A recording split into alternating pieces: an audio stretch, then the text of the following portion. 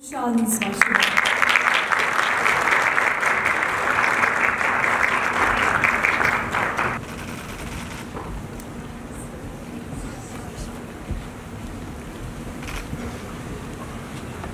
Düşmanlar ve medya çalıştayına hepiniz hoş geldiniz. Dünyanın vicdanıdır. Adalet ve merhamet kodlarını işlemiş son yıllarda hedef ülke haline gelmiş. Kendi fedakarlıkları hem insanlığın onurunu hem iyice yalnızlığa ve çaresizliğe etmektedir. Bazı medya kuruluşları tamamlayıcı ve ipucu önerilerden de hızlı uzaklaşıldığı görülmesinden öncü rol üstlenmelidir. İşte bu kapsam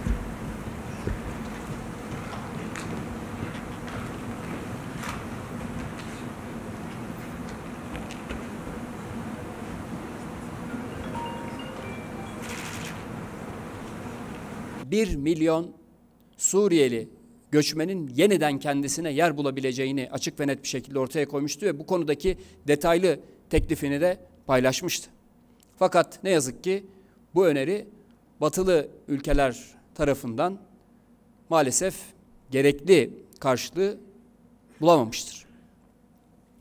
Değerli dostlar, bu çerçevede sizlerle önemli bir veriyi de paylaşmak istiyorum. Bugün Almanya 530 bin, İsveç ise 130 bin Suriyeli göçmene ev sahipliği yapıyor.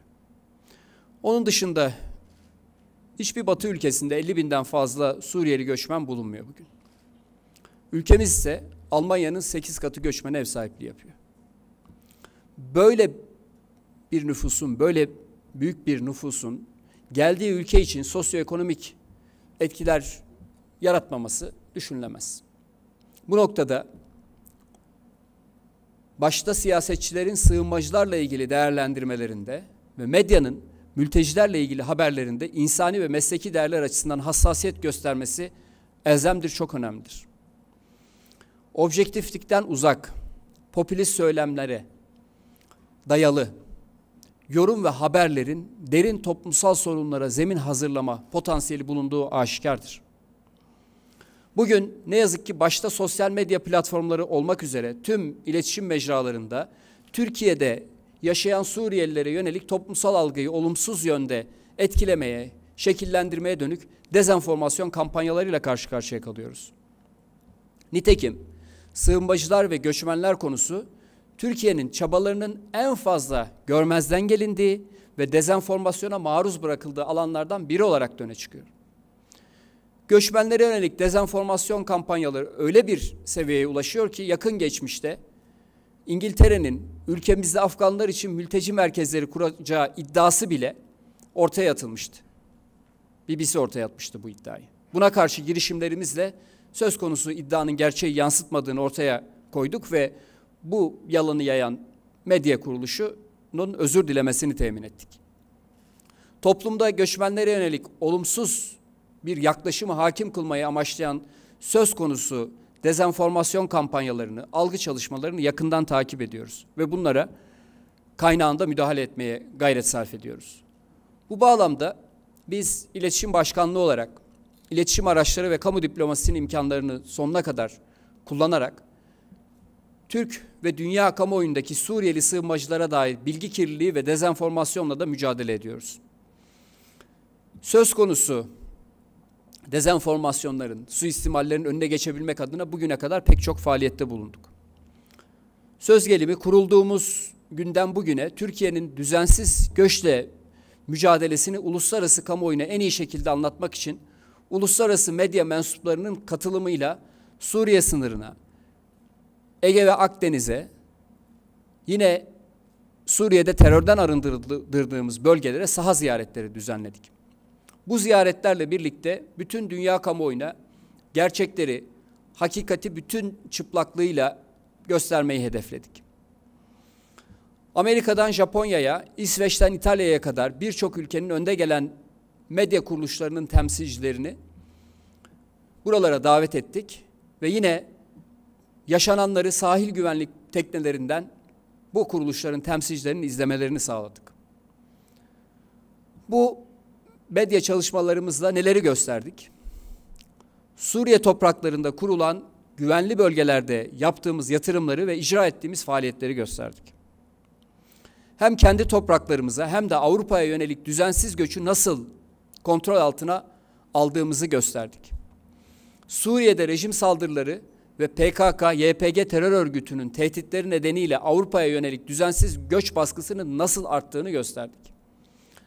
Ege Denizi'nde ve Meriç Nehri'nde mülteci botlarının nasıl batırıldığını, masum insanların nasıl ölüme terk edildiğini ve hatta Avrupa Birliği'ne ayak basan ailelerin silahlı kişilerce nasıl botlara bindirilip sınırlarımıza, sularımıza atıldığını gösterdik. Hepsinden öte Türkiye'nin küresel kaos çağında nasıl istikrarlaştırıcı bir güç olduğunu gösterdik. Kıymetli misafirler, bizim nazarımızda bu tür çalışmalar hakikat mücadelemizin bir parçasıdır. Tüm inkar politikalarına ve dezenformasyon girişimlerine rağmen sahada ne oluyorsa onu dünyaya anlatmaya devam edeceğiz.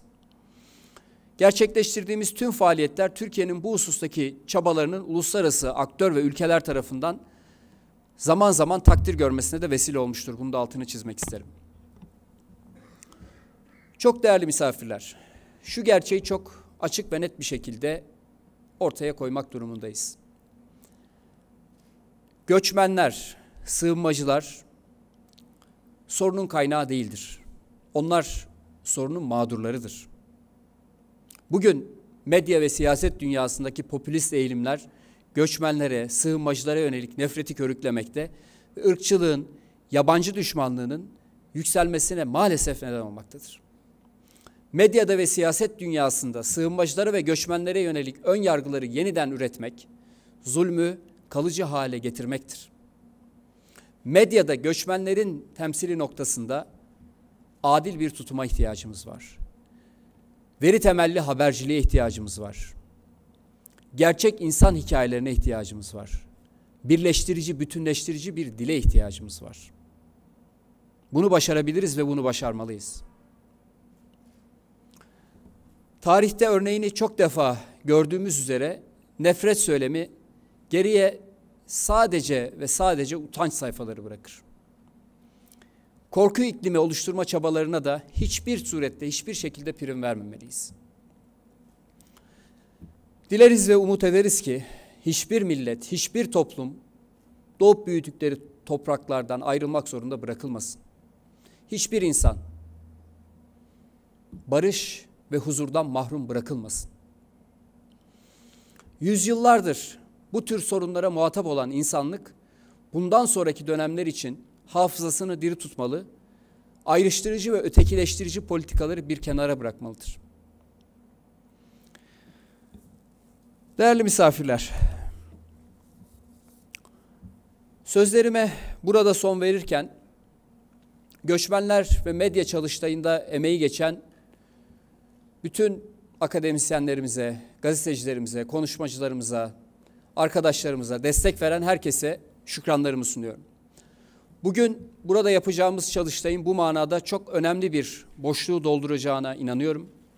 Ve yine burada ortaya konacak sonuç bildirgesinin de yine bu konuda son derece stratejik bir işlev üstleneceğini düşünüyorum. Çalıştayın verimli geçmesini temenni ediyorum. Hepinizi Allah'a emanet ediyorum. Kalın sağlıcakla. Doğru mu burası?